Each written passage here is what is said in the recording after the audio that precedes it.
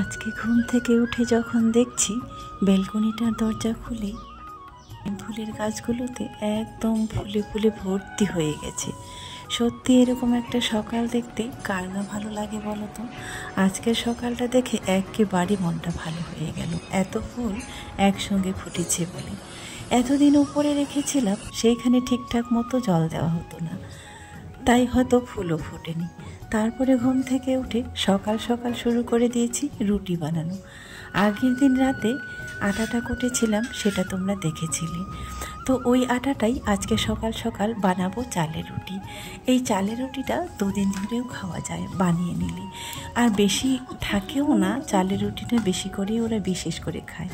যেহেতু একটু মাংস হয়েছে আজকে, তাই ভাবলাম এই চালের রুটিটা করে দিই। এই চালের রুটিটা ওরা দুজনে খুব পছন্দ করে, তাই আজকে বানিয়ে নিলাম চালের আটার রুটি। বানাতে যেহেতু এটা যদিও সময় লাগে, খেতে কিন্তু ততটা সময় লাগে না। খেতে কিন্তু এক নিমিষেই খাওয়া যায়, তাই না? তো খেতে হলে ভালো কিছু খেতে হলে একটু কষ্ট তো করতেই হবে, তাই না? আর বানিয়ে এই যে আমি একসঙ্গে আগে বানিয়ে নিয়েছিলাম, এবার দুটো তাওয়াতে আর কড়াইতে একসঙ্গে সেঁকে নিলাম, তাড়াতাড়ি হয়ে যাবে।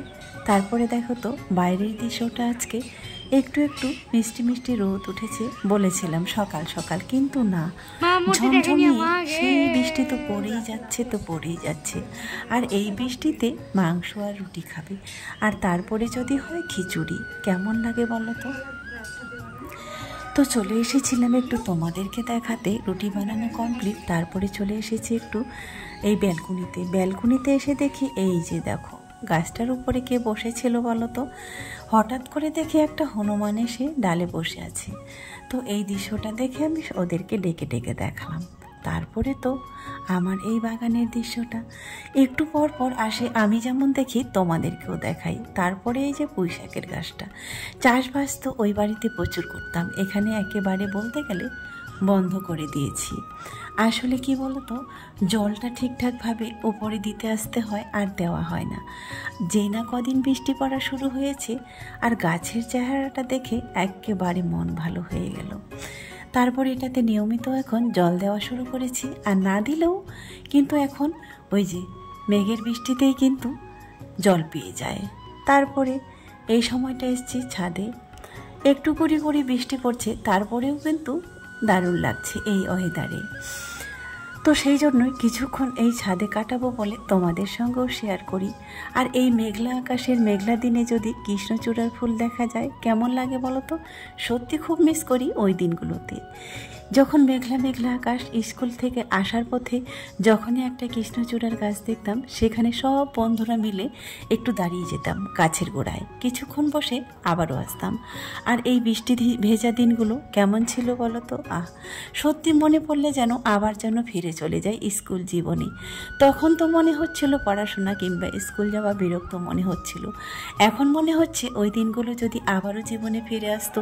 কিন্তু না, সময় এমন একটা জিনিস, সেটা চলে গেলে আর কিন্তু কখনোই পাওয়া যায় না। সময়ের সঙ্গে আমরা যারা তাল মিলিয়ে চলতে না পারি, সত্যি তাদের জন্য বড় আফসোস সেই সময়ে হয় যখন আমরা বুঝতে পরে কিন্তু আমরা অনেক আফসোস করি, কিন্তু দুর্ভাগ্যবশত সেই দিনগুলো তো আর ফিরে পাওয়া যাবে না। তো এখন বসে বসে মিস করে আর কি হবে বলো তো, দারুণ উপভোগ করতাম ওই দিনগুলোতে। তো চলো, যেহেতু দুদিনের ব্লগ আছে, জানালাটা খুলে দেখি আজকের আকাশটা কেমন, কিন্তু না, আজকেও কিন্তু সমানে বৃষ্টি পড়েই যাচ্ছে। তাই আজকে হয়তো ওই বেলকনি দরজাটা খোলার প্রয়োজন পড়েনি। আর আগের সময় এই কটা দিন যে গেল, আমরা তো 3 তলার উপরে আছি, এখানে কোনো টেনশন নাই। শুধু একটাই ভয়, এই যে হনুমান মামাজি এসে দেখা করে গেল, এটাই ভয়। না হলে কিন্তু আমি বেশিরভাগ সময়টা রাত্রিবেলা দরজা খুলেই রাখি হাওয়াটার জন্য। এই কদিনে যে তাপদাহটা গেল, আশা করি মেদিনীপুরে তোমরা যারা আছো সকলেই জানো কি গরম যে গেল। চলো, সব জানলা দরজা খুলে মোছামুছি সব কাজ কমপ্লিট, এবারে যাব রান্নার পালায়। রান্নায় তো এই সবজিগুলো অনেক আগের দিনে ছিল, কিন্তু এখন খুলে দেখছি যে না, অর্ধেক সবজি নষ্ট হয়ে গেছে। আসলে অনেকগুলো একসঙ্গে আনা হয়েছিল তো, তাই আর কি। তারপরে যেগুলো ভালো ভালো সেগুলো বেছে বেছে নিলাম। ভাবছি একটা ডাল করব আর ভেন্ডি ভাজি। কটা দিন যখন খুব রোদ গরম ছিল তখন কিন্তু রোজ আমের চাটনি করতাম। এখন যখন বর্ষাকাল চলে এসেছে, বৃষ্টি পড়ছে, টকের দিকে কিন্তু সেই রকম চাহিদাটা আর নেই। আর যদিও খেতে চায় তাদের জন্য কিন্তু 2 রকমের আচার দেওয়াই আছে, 2-3 রকমের আচার খেয়ে নেবে। চলো তো রান্নাঘরে এবার যাই। সমস্ত কাজ কিন্তু কমপ্লিট।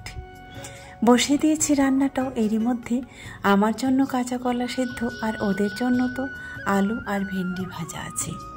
কাঁচা কলা সেদ্ধ আর ডাল, আর বাইরে পড়ছে মুষলধারায় বৃষ্টি। খিচুড়ি করলে ভালো হতো, কিন্তু যাই হোক খিচুড়ি আর করব না। এবার বিকেলে কিংবা রাতের দিকে দেখা যাক, যদি খেতে চায় তাহলে একটু করে দেব। এই বর্ষার সময় যেই তরকারি করো না কেন সেটা দিয়ে খেয়ে নিবি, কিন্তু এই গরমের সময় এই কটা দিন আমার শুধু সবার কথা ছাড়ো, আমারই তো বিরক্ত লাগলো। এই খেতে বসো, রান্না করো, এটা খাবে না ওটা খাবে না, এরকম কিন্তু অনেক ঝামেলা পোহাতে হলো। যেই না বৃষ্টি পড়তে শুরু করেছে আর কোনো কিছুই বলতে হয়নি।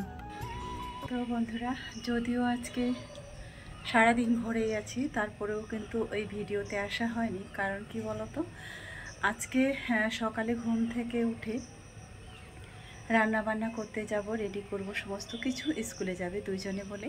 তারপরে হঠাৎ করে দেখি স্কুল থেকে একটা নোটিশ পাঠালো আজকে, মানে এরকম ওয়েদারের জন্য, বৃষ্টি পড়ছে যেহেতু 2-3 দিন ধরে সমানে। তারপরে বললো আজকে মানে প্রাকৃতিক দুর্যোগের কারণে আজকে স্কুল বন্ধ থাকবে। তারপরে ওই যে রান্নাবান্না, স্কুল যাওয়া সমস্ত কিছু তো ক্যান্সেল। তবে রান্নাটা হচ্ছে 11টার দিকে করেছিলাম। ভাত রান্না করেছিলাম, ভাত ডাল ভাজা, যাই হোক ভেন্ডি ভাজা আর কাঁচা কলা সিদ্ধ এগুলো করেছিলাম। তারপরে খেয়ে দিয়ে সারাদিন তো ওরা দুজনে শুয়েই ছিল। শুয়ে বলতে ঘরেই আছি আর কি, কোথাও তো যাবার নেই যেহেতু বৃষ্টি পড়ছে। তো রাজিয়ার পড়া ছিল, একটু আগে ও বের হলো। আর এই মানে 4টার পর থেকে একটু মানে কমেছে বলতে বৃষ্টিটা নাই আর কি। তবে আকাশটা এখনও মেঘলা হয়ে আছে, রাতের দিকে আসতে পারে। তো পড়তে গেল। আর রাতে কি খাওয়া করব জানি না। তারপর ভাবলাম অনেকক্ষণ তো ভিডিওতে আসা হয়নি, একটু ভিডিওতে আসি, তোমাদের সঙ্গে কথা বলি।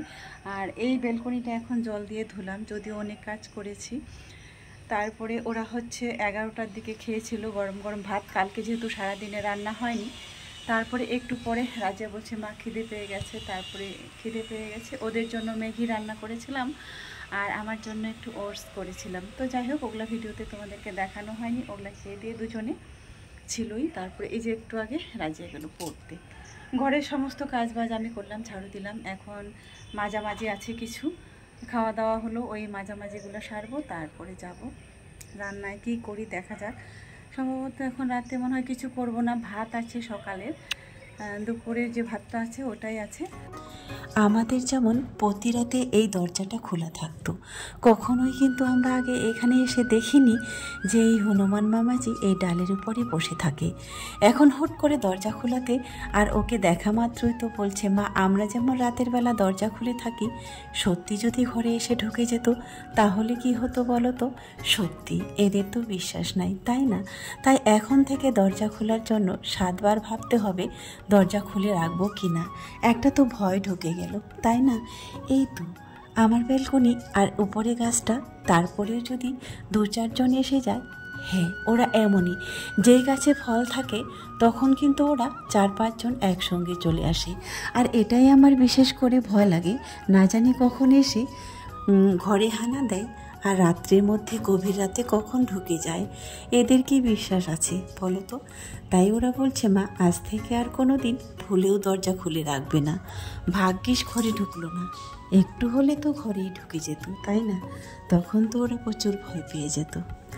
বারবার শুধু ক্যামেরাটা আমি এখানেই নিয়ে আসি, তাই না? হ্যাঁ গো, যতবার একটা করে ফুল ফোটে ততবার আমি ক্যামেরায় বন্দি করি।